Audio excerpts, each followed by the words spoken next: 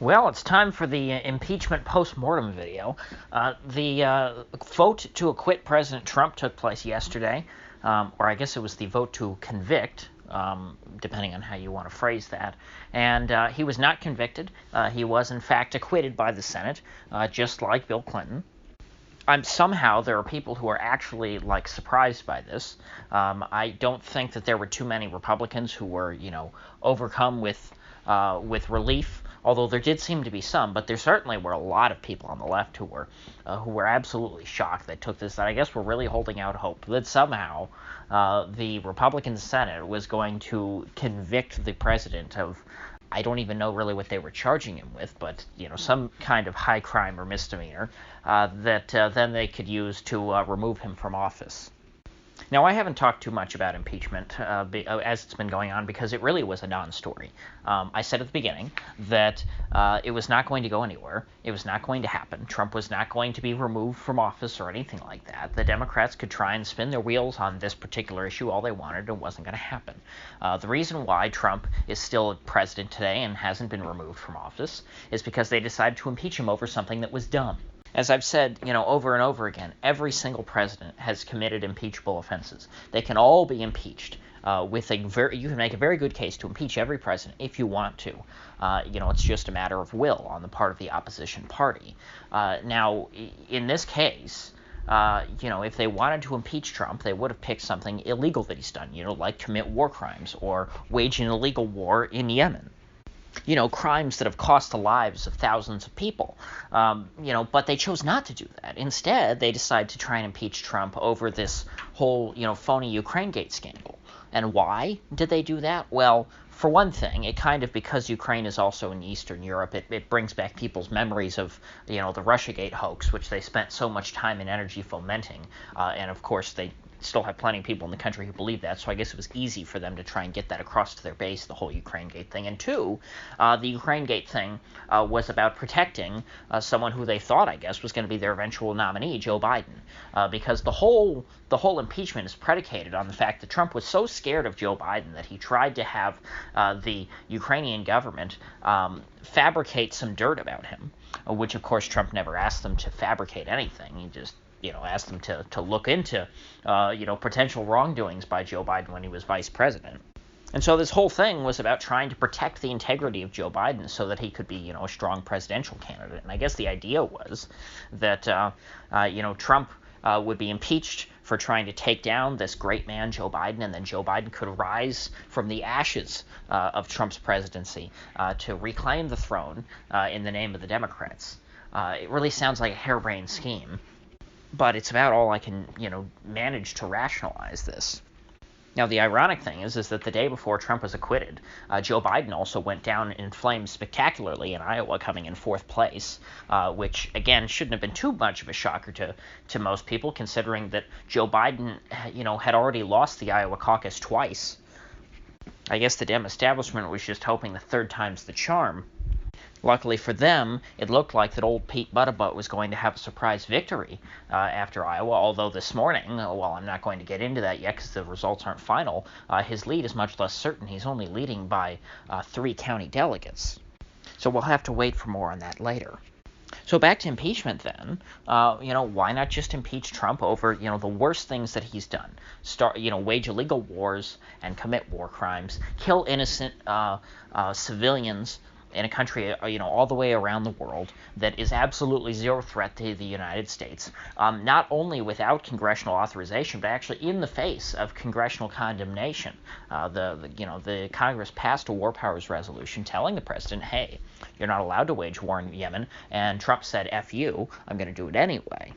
I mean, if that's not a reason to impeach a president, I don't know what is. He's completely out of control and is not, doing the bidding of Congress. He's acting, in fact, against the will of Congress. If I were a Democrat trying to make this case to the American people, I would say, hey, the difference between an executive and a dictator is that an executive executes the laws passed by the elected legislature, and a dictator invents his own laws. This is not difficult to comprehend. Because, of course, since World War II, every U.S. president pretty much has been a dictator when it comes to foreign policy. Congress, to the extent that it has any influence over, the affairs and the doings of the U.S. government, they really only have a sway over domestic issues. The only time that the president wheels out Congress to do anything on foreign policy is when he wants some kind of a rubber stamp to try and help legitimize the actions that he was already going to take.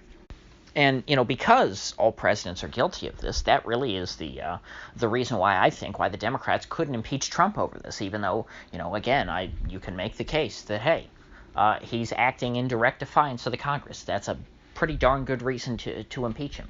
And the reason is because Obama also did this. The war that Trump is waging illegally right now, in defiance of congressional resolutions, is a war that was started by Barack Obama. And according to the New York Times, the purpose of Obama going along with this war that was quote, or I guess this is, I might have to paraphrase because I can't remember the exact quote, but it was going to be long, drawn out, and indeterminate, meaning that there was essentially no way to win it. Obama knew this going in. The reason why he did that was to placate the Saudis, because the Saudis were mad still about the Iraq war and how the U.S. Helped out Iran so much. And of course, I'm sure they were mad at Obama about the Iran deal. And so with respect to Yemen, Obama is just as guilty as Trump. And of course, Obama also started his own illegal wars, in Libya and Syria. Thankfully, I guess Trump sort of ended the war in Syria to a certain extent.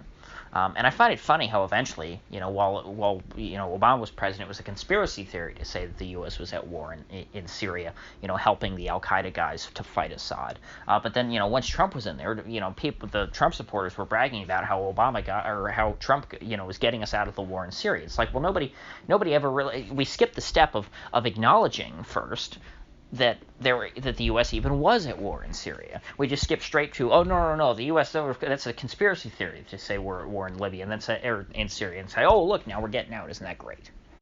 Now, the end of the impeachment saga marks a turning point, I think, for the Democratic campaign here moving forward. Of course, the senators, in the race, which I guess are just down now to Elizabeth Warren and Bernie Sanders, won't have to worry about being away from the campaign trail dealing with this impeachment garbage. However, I think that this provides, in the long run, a great boost to old President Trump because he can brag about how this impeachment debacle was such a failure. And now, of course, the Democrats have used the tool of impeachment. It takes a long time to reload, that kind of a cannon. You can't exactly just, keep firing off shots and keep impeaching the president, every time that one fails and come up with a new reason to impeach him. You kind of want to come and do that once. It's the old cliche: if you come at the king, you better not miss. But instead, the Democrats decided to waste their one shot in early 2020, late 2019 for some reason. If they were thinking about this rationally, they should have waited until like August or so. In fact, I wouldn't have even wanted the trial in the Senate to start until after the election. I probably, if I were Pelosi, would have tried to time this so that the impeachment vote in the House came the week of the election, so that the headlines going into the election are Trump impeached. And that creates a lot of uncertainty for people. People think that, well, gee, if I vote for him, will my vote, not count because he's going to get impeached and removed from office? And I think that would do a lot of damage to Trump. But this way, I mean, it's completely inconsequential. This has just been a whole big waste of time. Frankly, I think that Pelosi realized that the whole time. I think she realized that before it even happened because, Pelosi was making it clear that, she didn't want to get involved in impeachment or anything like that. She didn't think it was a good idea. But it seems like perhaps I don't want to say, far left of the party because that's not exactly accurate, but the resistance crowd pushed Hillary, or slip of the tongue, Pelosi, into going a little too far as that's concerned and having to move too fast on impeachment. I think that Pelosi understood the whole time that this wouldn't work out well. I guess going back to Biden, the only real rationale for doing this now was to try and defend Biden's integrity and to try and turn around the whole Burisma scandal back on Trump. Even as perhaps it was a desperate shot in their eyes, but again, even then, this didn't pay off because, Biden fell apart anyway. I don't think at this point that he has much chance of being the nominee, and if he is nominated, he's going to be a very weak nominee. So either way, all roads at this point seem to lead to Trump's reelection. I don't think that's exactly the end goal that the Democrats were going for, but in this case, it seems to be where their actions are leading them. So if you gained anything of value out of this video, I'd appreciate you clicking that like button and sharing this video. If you haven't already, please do subscribe because I do upload every day, and I'd hate to have you miss one. So I'll see you folks back here tomorrow.